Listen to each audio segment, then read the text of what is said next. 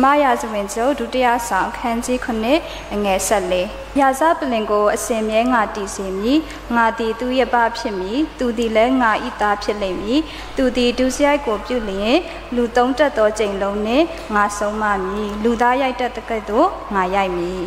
ဇာဘလုနိုမာလောမူဆာနာရီဘာလကလူအလူအပါလ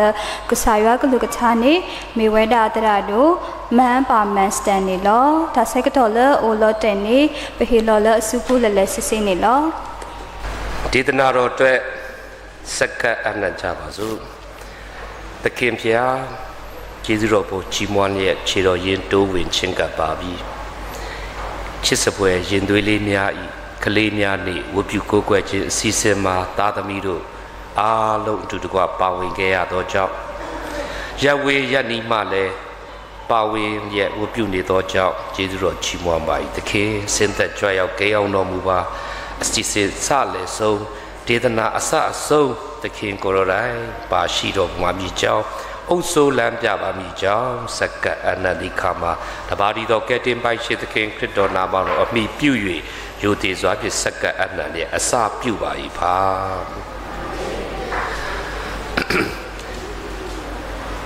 ကလေးများနေ့ကိုဖိတ်ခေါ်တဲ့အတွက်အထူးပဲကျေးဇူးတင်ပါတယ်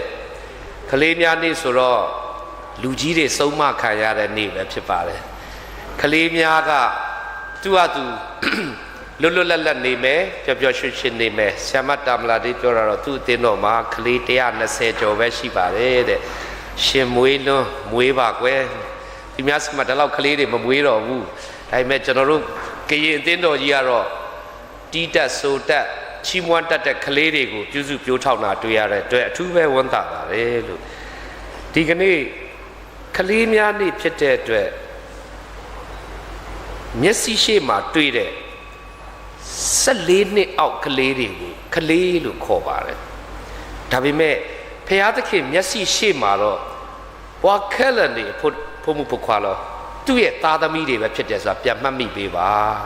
ဖျားသခင်ရှေ့မှာကျွန်တော်ကအဖိုးကြီးမဟုတ်ဘူးကျွန်တော်ကလေးပဲရှိသေးတယ်သူ့အတွက်ဖျားသခင်ရှေ့မှာတင်ကအဖွားကြီးမဟုတ်ဘူးသူကလေးပဲရှိသေးတယ်ဒါကြောင့်သူ့ရဲ့ကျမ်းစာထဲမှာယူယူရရနဲ့သူကအမြဲတမ်းအသက်ကြီးသည်ဖြစ်စေငယ်သည်ဖြစ်စေကောင်းကောင်းမွန်မွန်စကားပြောထားတာတွေ့ရပါတယ်လို့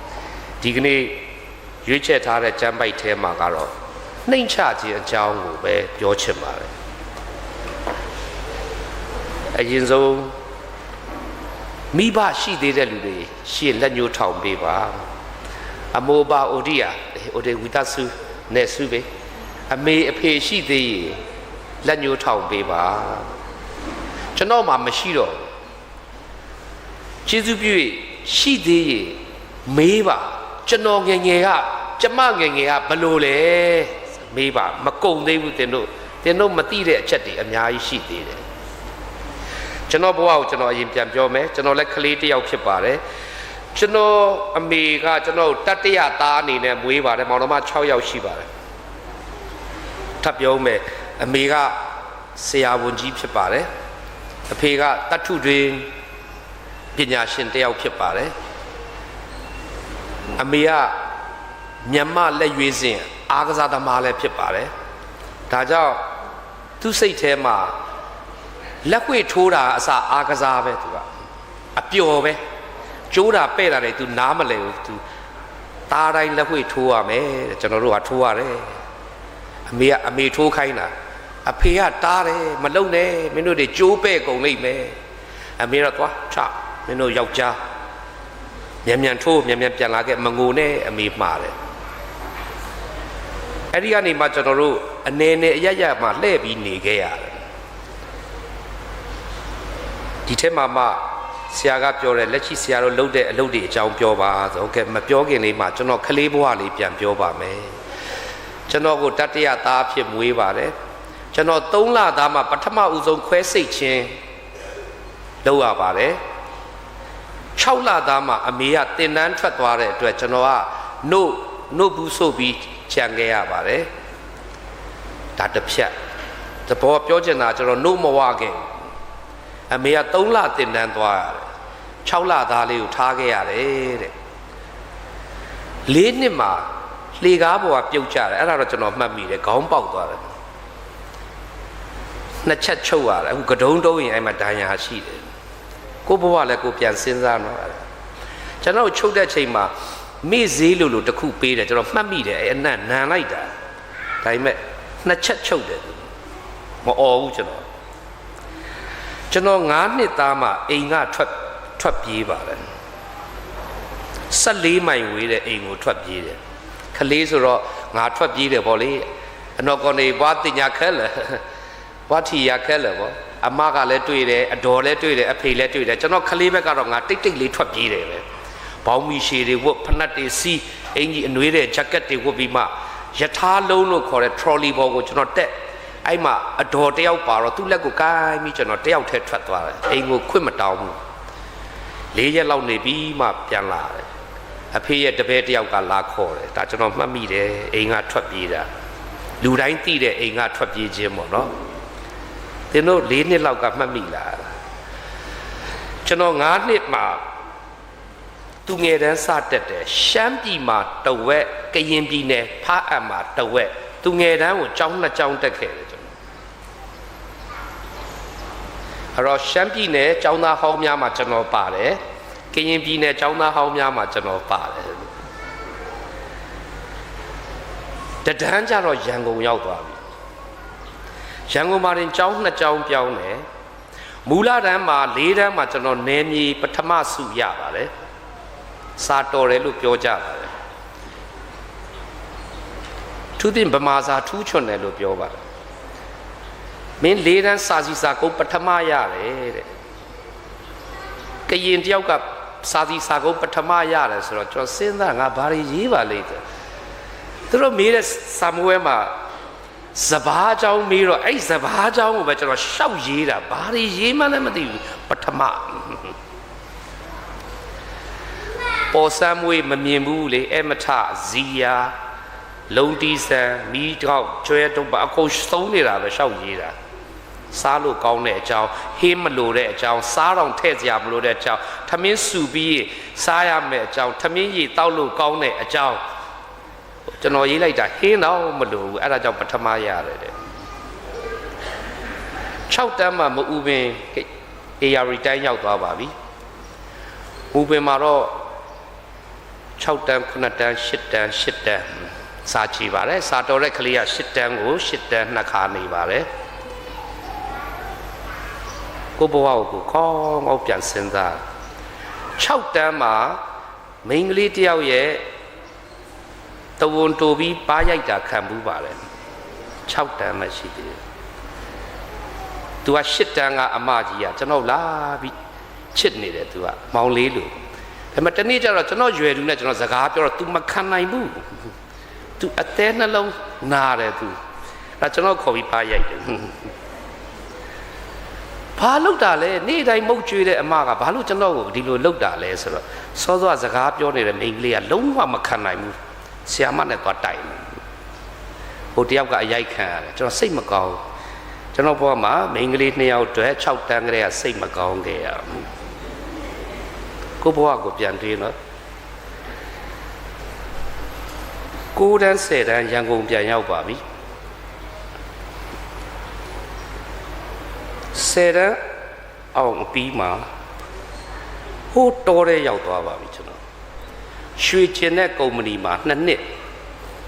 AR တိုင်းမှာကြီးလာတော့ရေကူးကျွမ်းကျင်တယ်လှေသင်းမောကျွမ်းကျင်တဲ့အတွက်လှေတစ်ခုခုဖြစ်ပြီးသင်းမောပန်ကာမှာကျိုးပတ်ပြီးဆိုကျွန်တော်ခုန်ချပြီးသွားပြီရေထဲမှာရေအောက်မှာတော်တော်ကြာရေငုံနိုင်တယ်အဲ့ဒါကနေမှတဆင်အဖေကတက္ကသိုလ်ပြန်လာတက်ပါဆိုကျွန်တော်ပြန်လာတက်ပါတယ်တက္ကသိုလ်ပြန်လာတက်တဲ့ခါမှာအမေကလက်ဝှေ့ထိုးပါဆိုထိုးရပါတယ်ကောင်းကောင်းလက်ဝှေ့ထိုးတော့အခုခေတ် Joshua Van ကိုကျွန်တော်တို့အရန်သူတွေအားကြတယ်နော် Joshua Van Joshua သူကယောရှုကျွန်တော်ကဒါဝိတ်လူကောင်သေးတော့ကိုဒါဝိတ်လို့ပေးတယ်ဘာလို့ဆိုတော့ဂေါလေးအောင်နိုင်ကျင်တာဟုတ်ကျွန်တော်လက်ဝှေ့ထိုးပါတယ်နောက်ဆုံးအလံလူပွဲဆိုတာရှိပါတယ်အလံလူတယ်ဆိုတာတပွဲတည်းနဲ့မရဘူးနောက်တပွဲထိုးရတယ်ဇက်တိုက်ထိုးရတယ် အဲ့ဒီအလံလူပွဲမျိုးကျွန်တော်လူခဲ့ဘူးပါတယ်ရလဲရခဲ့ဘူးပါတယ်ကျွန်တော်ဆရာတယောက်ကချီးပြီးမင်းတို့ကြောင်းတက်နေတဲ့ကလေးတွေဆရာဝန်ကလေးတွေဘယ်တော့လက်ဝဲသွားထိုးတယ်ကွာပိုက်ဆံရကောင်းလည်းမကောင်းဝင်ငွေလည်းမကောင်းမဲနဲ့မင်းတို့ရှုံးမှလည်းမကြောက်နိုင်ရင်လည်းဘာမှလည်းမဖြစ်ဘယ်လိုလူမျိုးတွေလဲလို့ကြည့်တော့မှ तू ကနှစ်20လောက်ကြာမှလာပြောတယ်လက်ဆက်သက်တော့မင်းကကရင်ပြည်နယ်ဖအံသွေးပါတယ်တဲ့ဒါကြောင့်လက်ဝဲကိုကြိုက်တဲ့နေရာမှာထိုးတယ်ရှုံးလည်းဘာမှမဖြစ်ဘူးနိုင်လည်းဘာမှမဖြစ်ဘူးဒါကျွန်တော်ကလေးဘဝလူပြိုပေါက်ပြီပေါ့နော်ဒါ16နှစ်19ရောက်ပြီဆိုတော့လူငယ်ပဲရောက်သွားပြီဆိုတာကျွန်တော်ဘဝကျွန်တော်ပြန်စဉ်းစားရင်းနဲ့ပဲနောက်ဆုံးရန်ကုန်တက္ကသိုလ်မှာပြီးပါတယ်သာသနာမှာဝင်လုပ်ပါတယ်ခုကျွန်တော်တာဝန်ကဆမတမလာဒီတို့နဲ့အတူခရိယန်ကောင်စီဆိုတဲ့ကော်ပယောဘွားခရီဖိုးကောင်ဆယ်ပေါ့နော်ခရိယန်ဂိုင်းပေါင်းစုံကိုကိုစားပြုတဲ့ရုံးမှာလဲခရစ်စကရတ်တဆာတလို့လေလူငယ်ဌာနမှာ15နှစ်ကျွန်တော်လုပ်ခဲ့ပါတယ်ဒီတော်လဲဒရာမူတမလာဒီ15နှစ်ပြီးတာနဲ့ကရင်ပြည်နယ်ကျန်းစာကျောင်းမှာ6နှစ်ကျောင်းအုပ်လုပ်ပါတယ်ကျွန်တော်အဖိုးဖွားတွေတီထောင်ခဲ့တဲ့ဇွဲကပင်တောင်ချေကကျောင်းအုပ်ဖြစ်ပါတယ်ပြီးတဲ့အခါမှာတော့ခုခရိယန်ကောင်စီရဲ့အထွေထွေတွေ့ရမှုအဖြစ်4နှစ်သက်တမ်း2ကြိမ်8နှစ်ကို10နှစ်ကြာပါတယ်ဒါလက်ရှိကလေးဘဝနေဒီထိရောက်လာတာကိုကျေးဇူးပြု၍ကလေးများနေမှာကိုဘဝကိုဘယ်ကနေစပြီးဘယ်ရောက်ခဲ့တယ်လေပြန်ရည်တွက်ကြပါစို့မသိရင်လည်းမိဘကိုပြန်မေးကြည့်ပါကျွန်တော်အဖေကိုကျွန်တော်မေးတယ်အဖေကျွန်တော်ညီတွေတယောက်ပြီးတယောက်ကျွန်တော်ထက်အရက်မြင့်သွားတယ်ကျွန်တော်ဘာလို့ပုံမှန်လေးဖြစ်နေတာလဲအဖေကရည်တယ်တအားရည်တယ်အဖေလည်းမြင့်တယ်ကျွန်တော်ထက်ကျွန်တော်ညီတွေလည်းမြင့်တယ်ကျွန်တော်တယောက်တည်းဘယ်လိုလုပ်ပူတယ်လို့မပြောချင်လို့ပါပုံမှန်လေးဖြစ်နေတာလေဟုတ်တယ်လေတစ်ဖက်ကလက်ခွေတောင်ထိုးပြီးဆိုတော့ဒါလူပုစင်းထဲမှာကျွန်တော်မပါဘူးကျွန်တော်လူငယ်ဌာနမှာအရက်အမြင့်ဆုံးကအောင်စောထိုက်ပြီးကျွန်တော်ပဲเนาะအဖေကပြောတယ်မင်းအဖိုး2ယောက်ရှိတယ်တဲ့တယောက်က6ပေတဲ့တယောက်က9ပေတောင်မပြည့်ဘူးတဲ့အဲ့တော့မျိုးရိုးဗီဇာရမင်းအဲ့9ပေပဲပါသွားတယ်တဲ့ဒါကြောင့်မင်းအရက်ကအဲ့လိုပုံမှန်လေးဖြစ်နေတာပါကျွန်တော်ညီ6ပေရှိတယ်ကျွန်တော်ညီကို2ယောက်ကြောင်းသွားတဲ့တော့တက်တုံးကတလောက်တစ်နှစ်လည်းပြီးရောအတူတူနောက်တစ်နှစ်ကျတော့သူကမြင့်သွားကျောင်းဆရာမကြီးမင်းတို့လာအောင်နဲ့မင်းတို့ညီကိုမဟုတ်လားဟုတ်တယ်လေမင်းကအကြီးလေဟုတ်တယ်လေ तू ကအငယ်ဟုတ်တယ်ဘာလို့ तू ရက်ကမြင့်နေတာဒါတော့ကျွန်တော်မသိဘူးလို့ချစ်စွာတော်ညီကိုမောင်မတို့မိမိရဲ့အသက်တာကိုပြန်စဉ်းစားပါခလေးသူငယ်များနေမှာကိုယ့်ရဲ့ခလေးဘဝနဲ့လူကြီးဖြစ်လာတော့တတိယပြီးရင်အားနည်းချက်အားသာချက်ထဲကနေမှငါတို့ရဲ့နောက်မျိုးဆက်သစ်ခလေးတွေကိုဘယ်လိုပြုစုပြောထောင်မလဲဆိုတာတမန်ကျမ်းစာအခြေခံပြီးသွားကြရအောင်ဟုတ်ပြီနော်တိတ်တန်ဖို့ရှိပါတယ်ခလေးဟာဖျားပေးတဲ့ယတနာဖြစ်ပါတယ်ဘလို့မှပြည့်ရစရာမရှိဘူးတဲ့ဖျားသခင်ချက်ချင်းလက်ခံတာခလေးကောင်းကင်နိုင်ငံတော်ကသူတို့ရဲ့နိုင်ငံဖြစ်တယ်ဘာကြောင့်လဲစိတ်ထားကြောင့်သူတို့လေးတွေရဲ့စိတ်ထားအနိုင်ကျင့်မဲ့လူမဲ့ငိုမဲ့ရီမဲ့ဒါပေမဲ့ပြန်တဲ့တယ်တဲ့ခလေးကခဏလေးပြန်တဲ့တယ်လူကြီးတွေကစိတ်ကောက်ရင်မတဲ့တော့ကျွန်တော်တို့ကရင်လူမျိုးကပို့ပြီးတော့ရိုးသားဖြူစင်ကောက်ပြီးလဲကွေးနေတော့တာပဲတနေ့ကြလို့ကောင်းကင်နိုင်ငံရောက်ကွာထီကွာတကားနေပေါ့ရကခဲစီလောတယ်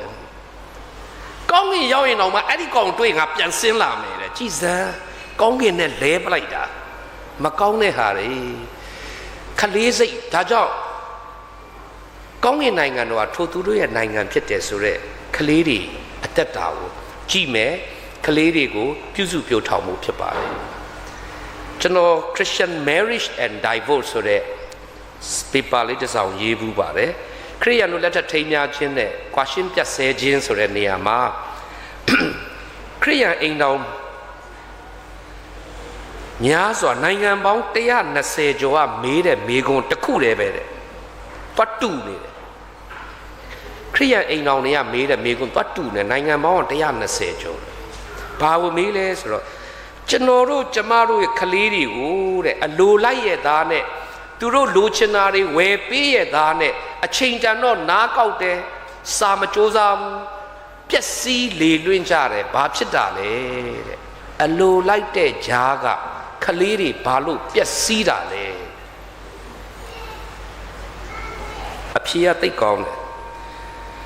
အလိုလိုက်တာဘာတွေပေးလဲတော့အိုးရွှေပေးတယ်ငွေပေးတယ်ပိုက်ဆံပုတ်ဖို့အကုတ်စားတွေပေးတယ်တဲ့အဲ့ဒါပေးလို့မှားသွားတာတဲ့တကယ်ပေးရမှာအချိန်ပေးရမှာတဲ့ကလေးကိုတကယ်ပေးရမှာအချိန်ပေးရမှာသူတို့မွေးကလေးကနေကြီးလာတဲ့2 နှစ်အထိကိုကောင်းကောင်းကြည့်ပါတဲ့အသက်60ကျော်အထိလိမ့်လိမ့်မာမာနေသွားလိမ့်မယ်တဲ့ဒါပညာရှင်တွေရဲ့စကားကလေးကို2 နှစ်ရောက်တဲ့အထိကောင်းကောင်းကြည့်ပါဝါအောင်ကျွေးပါစကားချိုချိုတာတာပြောပါစီးနဲ့ကန်းနဲ့နေရာချပေးပါအခုတော့အန်ဒီရဲ့အကြီးဆုံးတစ်ခုကျွန်တော်တို့ကလေးတွေအပေါ်မှာကျွန်တော်တို့လုပ်ပါတယ်တိတ်အန်ဒီရဲ့ကြီးတဲ့လုပ်ထုကျွန်တော်တို့လုပ်နေပါတယ်တတိထားကြပါအချိန်မီတိုက်ဖြတ်ပါကလေးတွေကိုပေးမဲ့ရွှေငွေယတနာတွေပိုက်ဆံတွေမကဘူးအဝတ်အစားတွေမကဘူးကျွန်တော်တို့တစ်ခုပေးတယ်အခုတစ်ခုထပ်ပေးတယ်ခဏခဏလဲပေးတယ်ဘာလဲပြောတယ်လီဖုန်းကိုကင်တဲ့ကလေးကလေအိုးကစားတာအထဲမှာအဖေလိုက်သားရေးဆိုတစ်ချက်ပဲကြည့်တယ်ပြန်ပြီးဆက်စော့အဖေတွေ့လဲ तू ကအယုတ်လိုပဲထင်တယ်အမေတွေ့လဲအယုတ်လိုဒီဟာကိုမှအသက်ထင်းနေတယ် तू ဒီဟာကိုမှဆွဲလန်းနေတယ်နှစ်ဖားကျိုးနဲ့ဆွဲတဲ့နွားတစ်ကောင်လိုပဲ तू ပါနေတယ်အဲ့နောက်ကိုဘာဖြစ်လို့လဲဆိုအဲ့တယ်လီဖုန်းထဲမှာလှပတဲ့အယောင်သွေးတွေပါတယ်ငိမ့်ညောင်းတဲ့အတန်စင်တွေပါတယ်ဒါကလေးရဲ့စိတ်ကိုဆွဲလန်းစေတဲ့အရာတွေပေးတယ်ကျွန်တော်တို့ကလည်းကလေးတွေခစ်မိစေခြင်းလို့ဝယ်ပေးကမှခစ်မိတော့မကောက်ခစ်လွန်ကုန်ပြီသူတို့ခစ်ချေတွေပြေးကုန်ပြီအစိုးဆုံးကဂျေဇုရှင်မိဘကိုဖုန်းပြန်သိမ်းလိုက်တာနဲ့ရန်သူလိုပဲဆက်ဆံရန်သူလိုပဲပြောလို့ကိုမရဘူးဖုန်းထဲကစားနီးကိုပဲဆွဲလန်းနေတယ်ချမ်းစာမဆွဲလန်းတော့ဘူးအမေအဖေမဆွဲလန်းတော့ဘူးလာကျွေးတဲ့ထမင်းတော့စားတယ်နောက်ဆုံးမအိတ်တော့မအိတ်တဲ့အတွက်အုံနောက်အားမရှိဘူးအုံနောက်မရှိတာကိုကြက်မပြည့်ဘူးလို့ခေါ်တယ်တနေ့နေ့ကိုယ်အိမ်ကကလေးတွေဝါလေအောင်ကျွေးပြီးကြက်မပြည့်ဒီနေ့ကလေးများနေ့မှာကလေးတွေကိုတကယ်ချစ်တယ်ဆိုရင်ဒီလိုဆရာသမားတွေခေါင်းဆောင်နေရာမှာမလုပ်ရင်သိအန္တရာယ်ရှိတယ်တယ်လီဖုန်းသားလည်းသူ့ရဲ့ကဘာတယ်လီဖုန်းသားလည်းသူ့ရဲ့အနာဂတ်တယ်လီဖုန်းသားလည်းသူ့ရဲ့သေရေးရှင်ရေးတယ်လီဖုန်းသားလည်းသူ့ရဲ့အသက်ပေးရမယ့်အရာဖြစ်သွားတယ်ဒီတစ်ချက်ကိုတော့ဒီနေ့လက်ဆောင်ပေးပြစေခလေးတွေကိုပေးရမှာကအချိန်နဲ့ဘလို့ပေးရမလဲဆိုတော့ထမင်းချက်တန်းကစားတာတပြက်စီလဲတန်းကစားတာဘောလုံးကန်တန်းကစားတာအဲ့ဒါသိကြိုက်တယ်ခလေးတွေအဖေနဲ့အမေနဲ့အကိုနဲ့အမနဲ့ဒီလိုနေရတာသိကြိုက်တာတဲ့အဲ့ဒီအောင်ယူတယ်လီဖုန်းမတိုင်ခင်တော့ပိုက်ဆံပေးလိုက်အဝတ်အစားပေးလိုက်ပြစ်ထားတာအမှန်မကြည့်တာရင်ခွင်ငွေ့မပေးတာတကယ်ပေးရမှာရင်ငွေငွေ့ပေးရမှာဆိုတဲ့အကြောင်းပြန်စဉ်းစားရင်းနဲ့ငါအဖေမေကငါ့ကိုဘလောက်ရင်ငွေငွေ့ပေးခဲ့တယ်လဲဆိုတာပြန်စဉ်းစားကြစို့အားနေတာအားတာတွေ့လိုက်နောက်လာမဲ့ကလေးတွေကိုကွက်လက်ဖြည့်ပေးကြစို့ကျွန်တော်အဖေအကြောင်းပြောမယ်သူများတွေကကျွန်တော်အဖေအယက်သမားလို့ပြောကြတယ်ကျွန်တော်တခါမှမပြောကျွန်တော်အဖေ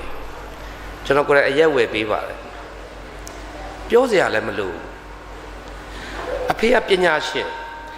နေ့တိုင်းဈေးသွားတယ်သုံးသူကိုယ်တိုင်ချက်ပြုတ်တယ်လေးသူကိုယ်တိုင်ခတ်ကျွေးတယ်ကျွေးပြီးသူရှင်းပြတယ်ဒီနေ့ဘာကြောင့်ဒါချက်တယ်ဆိုတာသူရှင်းပြတယ်တည်တဲ့အထိပဲ အဲ့ရှင်းပြတဲ့ချိန်ချက်တဲ့ချိန်မှာ तू ကနည်းနည်းတောက်အလုံးမပြတ်ဘူးကရင်လိုစာတင်ပေးတယ်အင်္ဂလိပ်လိုစာတင်ပေးတယ်ကျမ်းစာတင်ပေးတယ်အဲ့တော့ကျမ်းစာလည်းတင်ရတယ်တခြင်းလည်းဆိုတတ်တယ်ချက်ပြုတ်ရေးပညာရေးလည်းတတ်တဲ့ကြောင်းအဖေကဘာလို့အယက်သမားလို့ကျွန်တော်ပြောစရာအကြောင်းမရှိအဖေကတော့သူအလုပ်အများကြီးလုပ်တဲ့ကြားကအရက်လေးနည်းနည်းတောက်တာဒါပဲကျွန်တော်တို့၄တန်းကတည်းကထမင်းချက်တတ်နေပြီဟင်းချက်တတ်နေပြီအရွယ်ရောက်လာတော့လူအယောက်100ကိုဘယ်လိုချက်ရမလဲကောင်းကောင်းသိနေလူ100ကိုဘယ်လောက်ဆိုလူ200 300ကောင်းကောင်းချက်တတ်ပြီပိုက်ဆံမဲ့လာမပေးနဲ့အိုးကိုကြည့်လိုက်တာချက်ပြုတ်မဲ့နေရာကိုကြည့်ပြီးဒါလူ900စာချက်မဲ့နေရာလူ1000စာချက်မဲ့နေရာကောင်းကောင်းသိတယ်ကျွန်တော်ကျောင်းမတက်ခဲ့ဘူးအဲ့ဒီဘွဲမျိုးကျွန်တော်တို့မှာရှိတယ်ဒါအဖေမရှိတာကိုရှိအောင်ကျွေးသွားတယ်နောက်ဆုံးချက်တဲ့တနတ်ကိုတော့ဘယ်တော့မှမမေ့တနေ့ကျတော့အိမ်ပြန်လာတော့ကျွန်တော်တို့ဘောလုံးကန်ပြီးမောပြီးပြန်လာတဲ့အချိန်မှာအဖေကမင်းတို့ကွာတဲ့ထမင်းလည်းမချက်သွားဘူးတဲ့အေးမောတယ်ဆိုတော့ငါပဲချက်လိုက်ပါမယ်တဲ့အဖေပြီးတော့မင်းတို့ဘာဈေးမှလည်းမဝယ်ထားဘူးတဲ့စားလည်းမရှိဘူးစီလည်းမရှိဘူးအကတ်တပဲရှိတယ်ဘိုက်ကစားနေပြီအဲ့ချိန်မပူနဲ့တဲ့အဖေဆိုတဲ့မေတ္တာရှင်လောကမှာရှိတဲ့အဖေရဲ့မေတ္တာရှင်ရဲ့ပညာကြွယ်ဝမှုသားသမီးကိုဂရုစိုက်မှုကမင်းတို့ဒီနေ့ညနေငါချင်းပေါင်းပေါင်းကျွေးမယ်ကျွန်တော်ရန်ကုန်သားတွေဆိုတော့ထမင်းပေါင်းတို့ဝက်သားပေါင်းတို့မျိုးမျိုးကြားဘူးလေလေအခုတော့ချင်းပေါင်းပေါင်းဆိုရှယ်ပဲအမောင်ထဲမှာအဖေလေးချင်းပေါင်းချမ်းနေသွားခူးပြန်လာရေလေးဆေးပြီးတော့တကယ်ပါ6နာရီခွဲတဲ့ကချက်နေတဲ့ထမင်းက9နာရီခွဲကျွန်တော်တို့ကဘိုက်စာဘောလုံးကန်လာမောလဲမောစာလဲစာအဖေကတိတ်ကောင်းတယ်တဲ့ချင်းပေါင်းပေါင်းမင်းတို့တယောက်တစွန်းစီပဲရမယ်တဲ့အမှန်သူသွားခိုးတဲ့ချင်းပေါင်းနဲလို့ဘာမှမပေါ့ချင်းပေါင်းရင်းနဲ့ပြုတ်စားအကြံလေးထက်ငပိအကြံလေးထည့်ပြီးဒီတိုင်းမှွေထားတာတူတူပဲပြောမယ်တယောက်တစုံကလောက်တော်မလို့ထမင်းအိုးကုံသွားတာကျွန်တော်တို့ဘာဖြစ်နေလို့လဲဘာဖြစ်လို့ကုံသွားတာလဲအရန်စာနေလို့အဲ့စာအောင်အဖေကကြက်နေရတာနဲ့အဲ့ချင်းမောင်ပေါင်းတော်တော်နဲ့မကြက်တဲ့ပုံစံမျိုးလုပ်တယ်သူကစာလာပြီးဆိုမှကျွေးလဲကျွေးရောတူတူပဲပြောမယ်အဖေအတွက်ထမင်းမကြက်ဘူးကျွန်တော်တို့စားလိုက်တာအဖေတကယ်ပေးသွားတာအချိန်ပညာမေတ္တာအငတ်ခံသွားတယ်အဲ့ဒီသူမစားရအောင်အဖေအရာရှိပါကျွန်တော်တို့လည်းအဲ့ချိန်အလုပ်လုပ်တော့ဝင်ငွေရှိပါလေယောက်ျားကြီးပဲရှိတဲ့အိမ်ဆိုတော့အဲ့ချိန်အမေကတနေအဖေကတနေကွဲတာမဟုတ်ပါဘူးတာဝန်ရဝေးနေရတာကျွန်တော်လက်ဖိတ်ဆိုင်သွားလို့ရှိရင်ပိုက်ဆံရာကျော်ကုန်နဲ့ဈေးပြန်ဝယ်လိုက်20ဘူးလို့30ဘူးလို့ကျွန်တော်မှတ်မိတယ်ယောက်ျားတွေကိုဒါအဖေရဲ့ချင်းမောင်ပေါင်းအမေရဲ့ချက်တာတစ်ခုရှိတယ်ကျွန်တော်အမေဆရာဝန်ကြီးပါအမျိုးသမီးပါတသက်လုံးယောက်ျားချက်ကျွေးတာပဲစားလာပါတယ်တနေ့ကျတော့အဖေကပြောပါငါ့ကိုတစ်ခေါက်လောက်ချက်ကျွေးပါဟဲ့ငါတခြားဟာမခိုင်းပါဘူးခင်းလဲကြက်ပြီးထမင်းလဲကြက်ပြီးငါ့ကိုဘူးသီးပြုတ်လေးလုပ်ပေးပါဆိုအမေကလည်းကြိုးစားပြီးလုပ်တာတူးသွားတယ်တူးသွားအမေကလည်းမျက်နှာငယ်လေးနဲ့သူ့ယောက်ျားကိုဒီလိုသူ့ယောက်ျားရီပြီးပြုံးပြီးသူ့မိန်းမကိုဖက်နမ်းပြီးတော့တော်လိုက်တာတဲ့ကျွန်တော်တို့ရှေ့မှာပြလာတာကျွန်တော်တို့ဘလောက်ပျော်လဲအော်အဖေကအမေကိုစိတ်မဆိုးတဲ့အပြင်ပြုံးလေးနဲ့မင်းတော်လိုက်တာတဲ့ငါဘဝမှာတခါမှဘူးသီးပြုတ်အတူးမစားဘူးတဲ့မှတ်တရပဲအမေကတော့ချက်ကိုချက်ကန်နဲ့လူနာကြည့်ရသေးတယ်အားတာမဟုတ်ဘူးဆေးရုံကပေါင်းမယ်အရေးထဲမှာမအားတဲ့ခြားကမှငါ့ကိုဘူးသီးပြုတ်ခိုင်းတာပတနဲ့ချနေတာကျွန်တော်တို့ကကြည်နေတယ်အဲ့ဒါကျွန်တော်တို့ကကြည်ဒါကြောင့်ကလေးများနေမှာကလေးဆိုတာမိသားစုမှာရှိတယ်အိမ်မှာကြီးရတယ်သူ့ရဲ့စာတင်ဆရာတွေကသူ့အဖေနဲ့အမေဘာလုပ်တယ်လဲဆိုတာကိုကြည်နေတာဖြစ်ပါတယ်သူ့အတော်သူ့အကိုသူ့မိဘဘာလုပ်တယ်လဲဆိုတာကြည်နေတာဖြစ်ပါတယ် ကျွန်တော်တို့မောင်နှမ6ယောက်ရှိပါတယ်အမအကြီးဆုံးမောင်က9ယောက်ဒါကြောင့်အမတွေ့ကျွန်တော်ထွက်ပြေးတယ်အမမောင်9ယောက်ကိုထိန်းရတယ်ဆိုတော့တနခါလေးလင်းယုံနဲ့ထိန်းလို့မြောက်ဒုတ်ပါကင်ရတယ်အဲ့တော့အမတွေ့ပြေးပြီဒါကြောင့်ကျွန်တော်ညီမမရှိတော့ညီမအရွယ်တွေအရန်ချစ်တယ်ကျွန်တော်တို့မှညီမမရှိအမတွေ့တော့သွားဝေးဝေးသွားအမကိုလေကျွန်တော်တို့ပေးစားတယ်ဟိုအမကိုကြိုက်တဲ့လူလိုက်လာငါတို့စာပေးမယ်လာမုတ်ကျွေး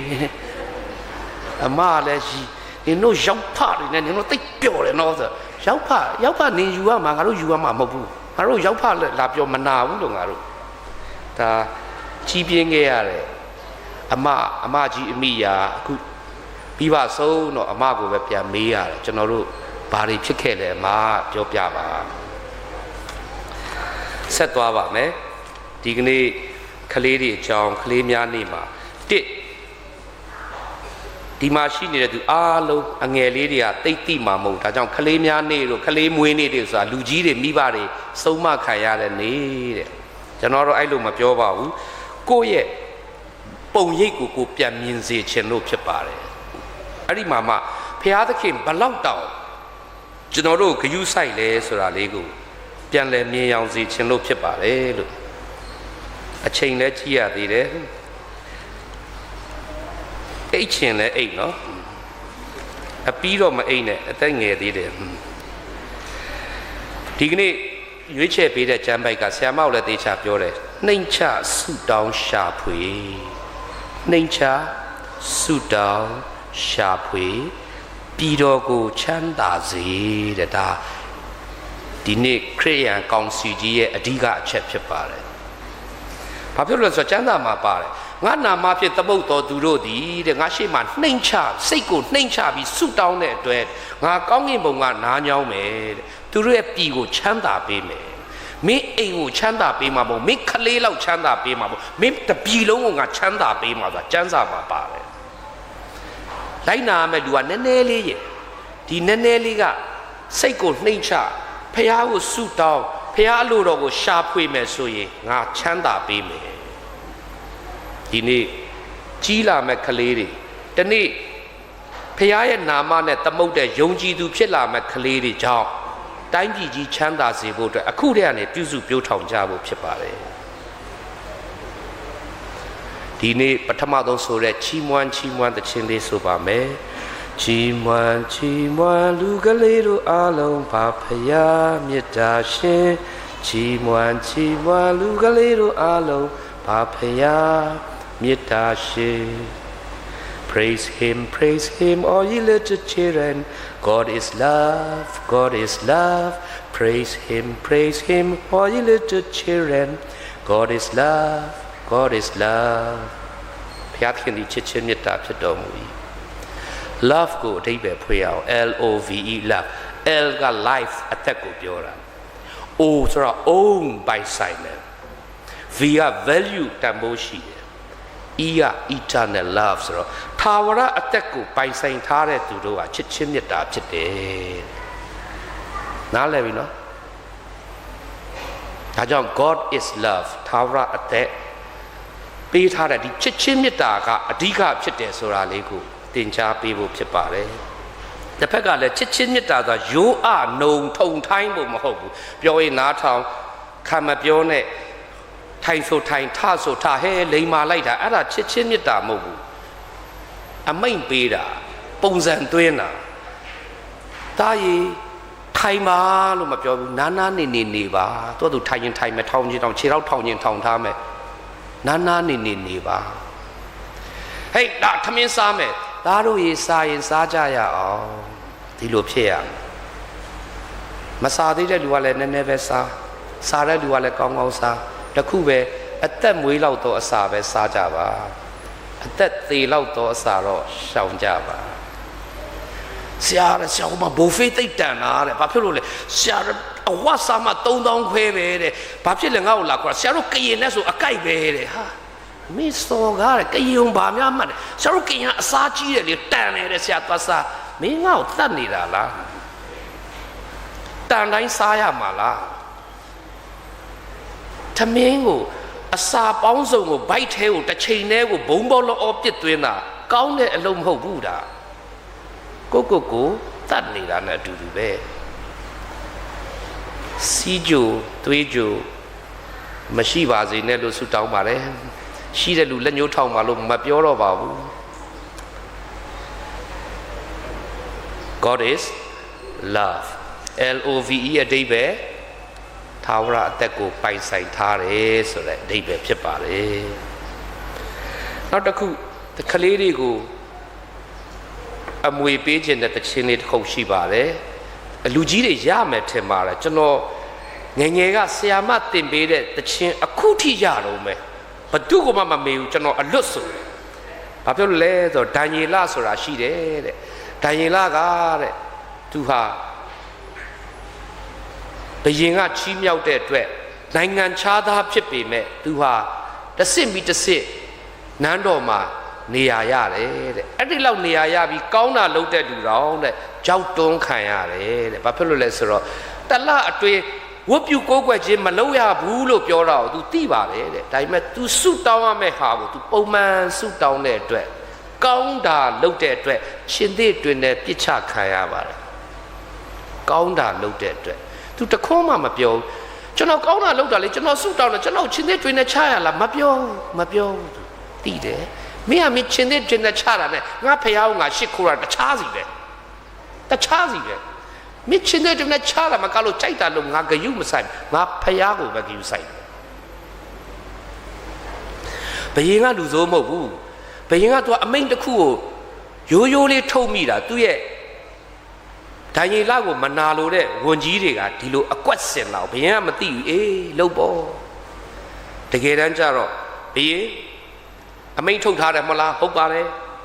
အခုဘယင်ခန့်ထားတဲ့အဲ့ဒီဒိုင်ရီလမလိုက်နာဘူးဖះရှစ်ခိုးနေတယ်ဒါကြောင့်စစ်ဆေးမနေနဲ့တော့ချင်းသေးတွင်နဲ့ချဒါပဲဘယင်ဝန်းနေလိုက်တာဒီလူဟာအပြစ်မရှိဘူးဒီလူကတိတ်ချစ်တာပဲဒါပေမဲ့ချင်းနဲ့ချရတော့မယ်ပြန်သွားတယ်တဲ့ချင်းနဲ့ချလိုက်တယ်ပြန်သွားတော့တညလုံးအိမ်မပြောစားလည်းမစားတော့သူမနဲ့အစိုးကြီးသွားတယ်တဲ့ဒါရင်လာကိုမေးတယ်တချင်းလေးနဲ့မေးကြရအောင်နော်ရှင်ဘရင်ချစ်လာတော့တန်ရီလာတနေ့သုံးချိန်ဆူတောင်းနေစဉ်ခါတန်ရီလာကိုမုံကြတော့ဝန်ကြီးများကသေစေရန်ရှင်ဘရင်တို့တိုင်ကြ၍ချင်းသေးတွင်တို့ချလေ၏ရှင်ဘရင်မှာဝမ်းနေခြင်းနေ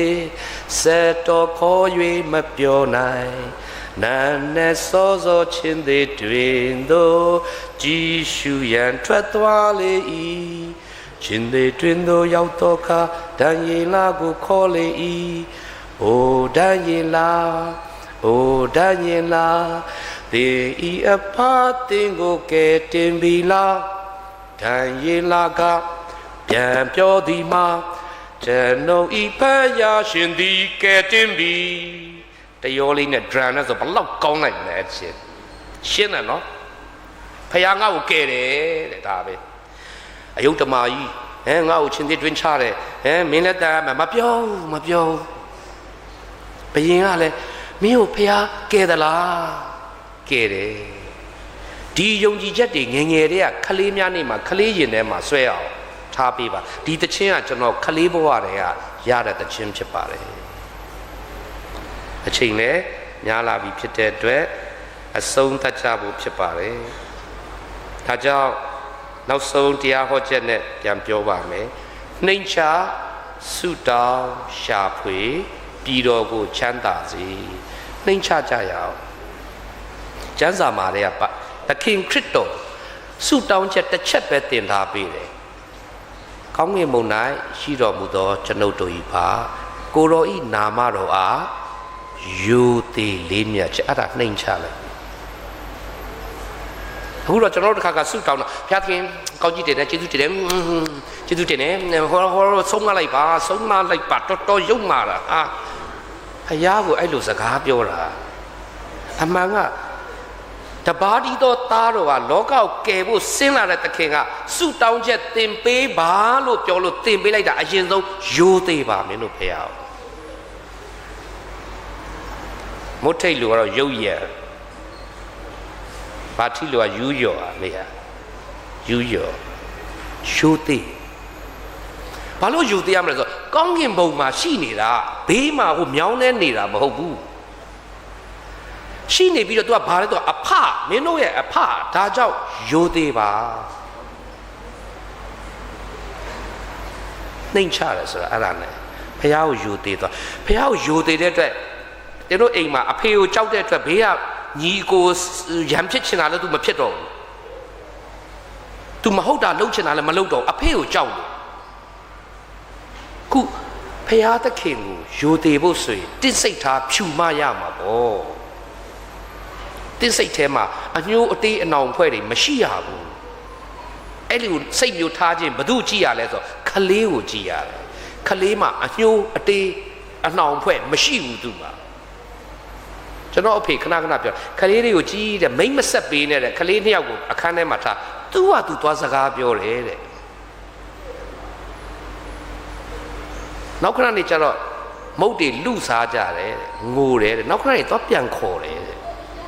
ခလေးရဲ့စိတ်ကဖြူစစ်တယ်အညိုးအသေးမရှိဘူးနှိမ်ချပါနောက်တစ်ခုကဆုတောင်းပါဆုတောင်းတာကိုကလေးလေးတွေဘုရားသခင်ကိုဆက်ကပ်ပါဘုရားသခင်အသုံးပြုတော်ဘုရားပေးတဲ့ယတနာကိုကျွန်တော်တို့ထိမ့်သိမ့်မဲ့ကြွေးမွေးမဲ့စောင့်ရှောက်မဲ့ဒါပေမဲ့ဘုရားသခင်အသုံးပြုတော်မူပါအမှုတော်မြတ်မှာဆက်ကပ်ပါတယ်အမှုတော်မြတ်ဆိုတာသာသနာလည်းပါတယ်ဖွံ့ဖြိုးရေးလည်းပါတယ်ပညာရေးလည်းပါအမျိုးမျိုးပါတယ်သူကြရာကန္တာမှာသူများကိုအကျိုးပြုတဲ့ခလေးလေးဖြစ်ပါစေကြီးလိုက်ဒါကြောင့်အခုချိန်လေးကသူလိုအပ်တာကိုကျွန်တော်ကျမတို့အချိန်ပေးမယ်ပြုစုပြောထောင်ပေးမယ်ဘုရားသခင်နဲ့အဲ့လိုစကားပြောပြီးမှတောင်းစုပန်မယ်ဘုရားသခင်လောကမှာလူဖြစ်ရတာစုပန်ဖို့ဖြစ်ပါတယ်ဒါအပြင်ရှားဖွေပါတဲ့မတ်ခုနှစ်မှာတောင်းကြလောတောင်းကြလည်းရမည်ရှားကြရှာအဲ့ဒီအတက်လေးကိုဖះကိုတောင်းတတ်တဲ့အချက်ဖះသခင်စီမှာပညာကိုရှာတတ်တဲ့အချက်လေးတွေလုပ်ပေးပါစာအုပ်ကြည့်ပြီးကျွန်တော်ဟောနေတာမဟုတ်လက်တွေ့ပြောမယ်နော်ကျွန်တော်တို့တငယ်ချင်းဗုဒ္ဓဘာသာတွေကပြောတယ်ပထဝီအာဘောဝါယောတေဇောဓာတ်ကြီး၄ပါးရှိတယ်တဲ့ငါတို့ဖះဟောစာမှာပါတယ်ငါတို့ကျမ်းစာမှာလည်းပါတာပဲအစဦး၌ဖះသခင်ဒီကောင်းကင်နဲ့မြေကြီးကိုဖန်ဆင်းတော်မူ၏အလင်းအိမ်ကြီးကိုဖန်ဆင်းတော်မူရေကိုဖန်ဆင်းတော်မူ၏ပြောတယ်ပြန်ရှာတော့လေကိုဖန်ဆင်းတဲ့နေ့မတွေ့ဘူးကျွန်တော်အိမ်မှာပြန်ရှာမလားမရှာနဲ့မတွေ့ဘူးလက်တတိရဲ့လေကိုဘယ်နေ့မှဖန်ဆင်းလဲကညောသူဖြစ်မယ်ငါကညောသူတယောက်ရှိတယ်ဂီတာရစ်ကောင်းလိုက်တာတော်တယ်သူလေကိုဘယ်နေ့ဖန်ဆင်းလဲကရင်နှစ်ချင်းပြီးသားပါပဲတဲ့ကျမ်းစာကိုဆရာပဲဖတ်ရမယ်တပည့်မဖတ်ဘူးမတွေ့ဘူးရှာမနေနဲ့ကျွန်တော်တိတ်အစတန်တော့တစ်ခါဆိုရင်ဝိသစုဟေးသူကွာရာတဝိဘောလေကိုဖန်ဆင်းတဲ့နေ့အဲ့ဒါရှာပေးပါသူကဘာဦးချမ်းပါလေကွာတစ်ပါလေကွာဟုတ်တယ်တဲ့ရှိတယ်တဲ့ရှာတယ်နာယူဝက်လောက်ဒုက္ခပေးထားတာရှာတယ်ဟောရှာတော့ပေးတယ်ရောက်မရှိဘူးရှာမနေနဲ့ရက်ဆက်လိုက်တာဆရာရဲ့မရှိတာကြီးရှာခိုင်းရလားအေးမရှိတာရှာခိုင်းမိမဲ့ရှိတယ်အဲ့လေကမင်းရှူနေတယ်အခုခက်တာပဲငါတို့မသိတဲ့မြင်လည်းမမြင်ရတာလေရှာတာလည်းမတွေ့တော့ဖန်ဆင်းရှင်သခင်ကိုပဲမေးကြရအောင်တဲ့ဒါနောက်ဆုံးအားပေးချက်လေးပဲဘုရားသခင်ကိုမေးတတ်တဲ့အကျင့်ခလေးတွေကိုငယ်ငယ်တည်းကသင်ပေးသလိုသင်ကိုယ်တိုင်လည်းဘုရားရဲ့ခလေးပဲဖြစ်တဲ့အတွက်ဘုရားကိုမေးတတ်တဲ့အကျင့်လေးကိုလေ့ကျင့်ပါကျွန်တော်မေးပါတယ်ဘုရားသခင်ပတ္တိရဲ့လေကိုဖန်ဆင်းတဲ့နေ့မတွေ့ဘူးကဘာဦးကျန်တစ်မရှိဘူးနှစ်လည်းမရှိဘူးတရိษံကိုဖန်ဆင်းတာပါတယ်စဘာပင်တွေဖန်ဆင်းတာပါတယ်ရေကိုဖန်ဆင်းတာပါတယ်လင်းအိမ်ဖန်ဆင်းတာပါတယ်လေကိုဖန်ဆင်းတာမပါဘူးဒါကြောင့်ကူညီပါဘုရားသခင်အသက်ရှင်ကူညီပါတယ်ဗျာသွားမပြောဘူးနော်အသက်ရှင်တယ်ဆိုလည်းလက်ခံပြီးသားအတင်းအဓမ္မစိန်ခေါ်တာတွေမလုပ်နဲ့ဖြည်းဖြည်းလေးဘုရားသခင်ကိုမေးနူးညံ့ငြိမ်သာသွားယိုသေးစွာမေးရတယ်ဘုရားသခင်သင်ပေးတော်မူပါ ကျွန်တော်အသက်50ကျော်ပြီလေကိုဘယ်နေ့ဖန်ဆင်းမှမသိဘူးကျွန်တော်ခလေးလေးပါဘုရားသခင်ရှေ့မှာကျွန်တော်ကပိခလေးလေးပါကျွန်တော်ကိုနို့တိုက်ခလေးလေးလိုပဲတင်ပေးတော်မူပါဆိုရဲရိုးရိုးလေးတောင်းတဲ့အခါမှာ2019ကျွန်တော်အဖြေရပါတယ်2019မှာတာဝန်ကြောင့်ဂျာမနီနိုင်ငံအဝေးလေယာဉ်စီးရတယ်အမေရိကန်နိုင်ငံအဝေးကြီးလေယာဉ်စီးရတယ်အဲ့နှစ်နိုင်ငံကြားမှာကျွန်တော်9ရက်ပဲနားရတယ်သူများတွေကပျော်လိုက်တာမင်းခရီးသွားတော့ no မပျော်ဘူးအဝေးကြီးစီးရတော့ညောင်းတယ်သူတို့ကျွေးတဲ့အစာတွေလည်းမကြိုက်ဘူးအမေရိကသွားပြီးငပိရှာစားရတဲ့ဘဝဂျာမနီသွားပြီးတော့ငပိရှာစားတဲ့ဘဝတိတ်စိတ်ဆင်းရဲမှုကောင်းတယ်မကောင်းဘူးသူတို့အစာကျွန်တော်တို့စားလို့မတည့်ဘူးမမိန်ဘူးပေါင်မုံနဲ့ကြက်ဥစားလဲ2ခါပေါ့3ခါဆိုမရတော့မစားချင်တော့ဘုရားသခင်ကဖြေနေတာမင်းတို့ဆရာတွေလုပ်ပြီးတော့လူတွေရှေ့မှာတက်တည်ပြရင်ဒီနမူနာတွေနဲ့ပြကြပါလက်တွေ့ဆန်တဲ့နမူနာတွေဒါမှလူတွေယုံတာလေမြန်ပေးစီးတာတခါတော့လေမြန်စီးနေတုန်းတန်လာမှာလေရင်က air pocket ဆိုတဲ့လေဟာနေတဲ့ရောက်သွားရင်ပြုတ်ကျတယ်လူ600 900လောက်တင်လာတဲ့လေရင်ကြီးကဒီလိုပြုတ်ကျတော့ကျွန်တော်လည်းထိုင်နေနဲ့ဆိုပါသွားတာပေါ့နော်1စက္ကန့်2စက္ကန့်တော့ဘာဖြစ်မှာတော့အခုတော့10စက္ကန့်နဲ့ကြာအောင်ကျွန်တော်တို့ယောက်ျားကြီးတွေတယောက်မျက်နှာတယောက်ကြည့်ကြတယ်ဘယ်လိုလုပ်မလဲပတမာတိလဲ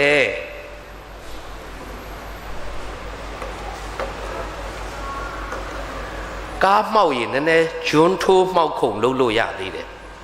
တင်ဘောမှောက်ရင်နည်းနည်းကူးလို့ရသေးတယ်လေမြန်ပြက်ရင်တော့ပြန်လို့မရဘူးလေထဲမှာပြန်လို့မရဘူးအဲ့ဒါရင်တထိတ်ထိတ်နဲ့နောက်ဆုံးကုန်းပေါ်ပြန်ရောက်တော့ပစုလူဘကစားရွာကျေးဇူးတင်လိုက်တာဖေဟာမင်းမှတ်မိပြီလားလေကိုဖန်ဆင်းတဲ့နေ့ဘယ်နေ့လဲမင်းမေးထားတာမှတ်မိပြီလားအဲ့ကပြန်လာပြီးကြကျွန်တော်ကောင်းကင်ကြည့်ရင်လေမြန်တွေ့ရင်ခေါင်းငုတ်ထားတယ်မစီးကြည့်ဘူးကြောင်လို့ကြည့်မိတယ်တွေ့မစီးကြည့်ဘူးခေါင်းငုတ်ထားတယ်ဖေဟာဖြေတယ်မင်းသိပြီလားမင်းကငါဖြေတယ်လေမြန်ပမာပြန်လဲလေထဲမှာပြန်တယ်ဟုတ်တာပေါ့လေမြန်လေထဲမှာဟိုအောက်ကလေထဲမှာပြန်လာဟိုအပေါ်ကလေမှာပြန်လာအပေါ်ကလေအဲ့အပေါ်ကလေကိုလေပြင်းကြီးကိုဘာလို့ခေါ်လဲဝေဟင်လို့ခေါ်ပါတယ်ဆရာရှုပ်ရှက်ကကောင်းကင်ဟိုးကောင်းကင်မှာလေမြန်ပြန်သွားတယ်ကျမ်းစာမှာဖတ်တော့အစအုပ်၌ဘုရားသခင်သည်ကောင်းကင်နှင့်မြေကြီးကိုဖတ်တယ်လက်ဆက်တတ်တော့ကောင်းကင်ကလေကိုပြောတာလေကိုအရင်ဆုံးဖန်ဆင်းတာဖြစ်တဲ့အတွက်လေဒီဘလောက်အရေးကြီးလဲဆိုတာ COVID-19 ကြမှာသိကြတယ် COVID-19 အောက်ဆီဂျင်မရှိဘူးတေးလိုက်တာတဖြုတ်ကျွန်တော်စိတ်မကောင်းဆုံးကဆရာတဲ့ဒီနေ့ညအောက်ဆီဂျင်ရအောင်လာပေးပါတဲ့ဒီညတော့လိုပြီတဲ့တခါမလိုဘူးတဲ့ဟာကျွန်တော်လည်းတော့ပေးတယ်အဲ့ညပဲတည်သွားတယ်မပေးတော့ရှင်အောင်မလားမသိဘူး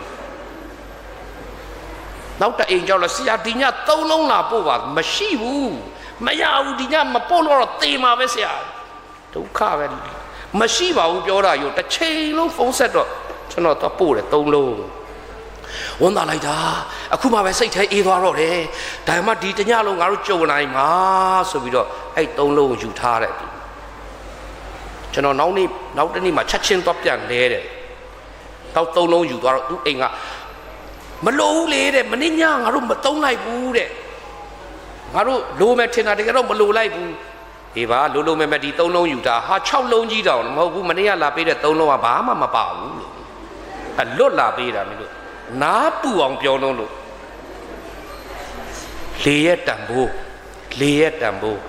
ဘုရားသခင်ဖန်ဆင်းခြင်းရဲ့တန်ဖိုးကိုခလေးတွေကိုပြောပြပါခလေးတွေကိုဘုရားဖန်ဆင်းတဲ့တစ်ပင်လေးအကြောင်းပြောပြပါဘုရားသခင်ကိုဖန်ဆင်းတဲ့တရိစ္ဆာန်လေးတွေအကြောင်းပြောပြပါ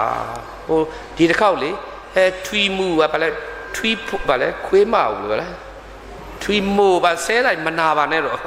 အရင်ဆုံးတရိစ္ဆာန်ကိုဘုရားဖန်ဆင်းတာကောင်းတယ်လို့ပြောထားတာဟဲ့ခွေးကောင်လေးဆိုလဲဟဲ့ပြောလိုက်တာအဲ့လိုပဲပြော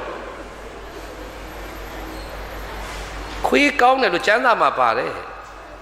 လူထက်အရင်ဖန်ဆင်းတာကောင်းကြီးပေးထားတာငါတို့ခေတ်ချမှာဘာလို့ခွေးကောင်ဆိုတိတ်နာလည်းမသိခွေးမသားဆိုအရန်နာလားအမတ်ဂုံယူရမှာငါတို့လူမတိုင်ငယ်ဖန်ဆင်းထားတာဖះကောင်းကြီးပေးထားတယ်အဲ့လိုလဲတွေးတက်ခေါ်တတ်အောင်တရိษံလေးတွေချစ်တတ်အောင်ကျွန်တော်သမီးဆိုတရိษံတိတ်ချစ်တာပဲဘဲလေးတွေကင်ထားတာအဲ့ကင်တာ तू ကင်လွှတ်လိုက်တော့သေးနေပြီ तू မသိဘူးအသေးသေးလေးကိုဒီလိုကြီးကင်ထားတယ်ချစ်စွာတော်ညီကိုမောင်မတို့ကလေးများနေမှာသူတို့နေမဲ့ပြည်တော်ချမ်းသာရာရအောင်သူတို့ကိုအခုချိန်လေးကနှိမ်ချစွာနဲ့ဖះသခင်မှာဆုတောင်းပြီးဖះပေးတဲ့ဉာဏ်ကိုရှာဖွေတတ်တဲ့သူများဖြစ်အောင်ကြိုးစားအားထုတ်ကြစို့ဆိုတာကိုယ်တိုင်လုပ်ပြကြစို့ကိုယ်တိုင်လုပ်ပြကြမှာဖြစ်ပါတယ်တင်းတို့ကလေးတွေကိုချစ်တယ်ဆိုရင်တင်းတို့ကလေးတွေကတင်းတို့ဆရာကြည်နေတာမုတ်ဖိုးပေးတော့မလားဘာပေးတော့မလဲမဟုတ်ဘူးကောင်းကြီးဘလို့ပေးမလဲဆိုတာတင်းတို့ကြည်နေတာဖြစ်ပါတယ်ချာနာသူပေါင်းဖျားသခင်ကောင်းကြီးပေးပါစေ